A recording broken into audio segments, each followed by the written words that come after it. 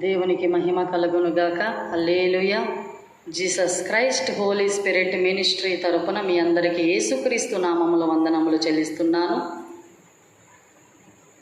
నా ప్రియమైన సహోదరి సహోదరుడా, సామెతల గ్రంథము 15వ అధ్యాయము 29వ వచనము మనము ధ్యానించుకుందాం. సామెతల గ్రంథం 15వ అధ్యాయం 29వ వచనములో, భక్తిహీనులకు ఆయన దూరస్తుడు, నీతిమంతుల ప్రార్థన ఆయన అంగీకరించును అని దేవుని వాక్యము సెలవిస్తూ ఉంది.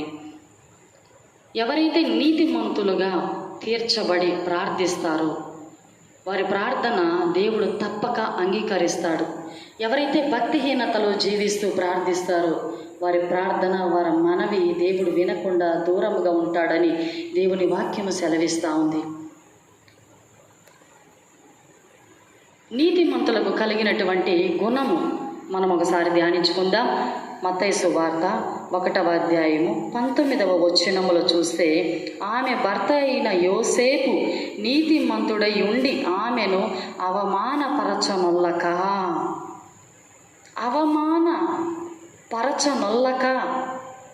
అంటే ఆయన నీతిమంతుడై ఉన్నాడు గనుక అవమానపరచాలి అనే ఆలోచన ఆయనలో రాల. అవమానపరచకూడదు అనే ఆలోచన మాత్రమే ఆయనలో ప్రవేశిస్తూ ఉంది. కారణం ఎందుకంటే ఆయన నీతిమంతుడుగా ఉన్నాడు గనుక. హల్లెలూయా. నా ప్రియ సహోదరి సహోదరుడా, నీవు ఇతరుల తప్పిదములు ఏదైనా తెలిసిన ఎడల, ఇతరులు ఎవరైనా ఒకవేళ పాపంలో ఉన్నారేమో వారిని అవమానపరుస్తూ ప్రార్థిస్తున్నావా? ఆ ప్రార్థన దేవుడు అంగీకరించడని వాక్యము సెలవిస్తూ ఉంది. అవమానపరుస్తూ స్తుతిస్తున్నావా? ఆ స్తుతి దేవుడు అంగీకరించడని దేవుని వాక్యం సెలవిస్తూ ఉంది. అవమానపరచొద్దు. అవమానపరుస్తున్నావు అంటే నీ ప్రార్థన భక్తిహీనుల ప్రార్థనగా ఉన్నదని నీవు గుర్తించాలి. అవమానపరచకుండా వారి కొరకు నీవు ప్రార్థించే విధంగా ఉండాలని దేవుని వాక్యం సెలవిస్తూ ఉంది. హల్లెలూయా.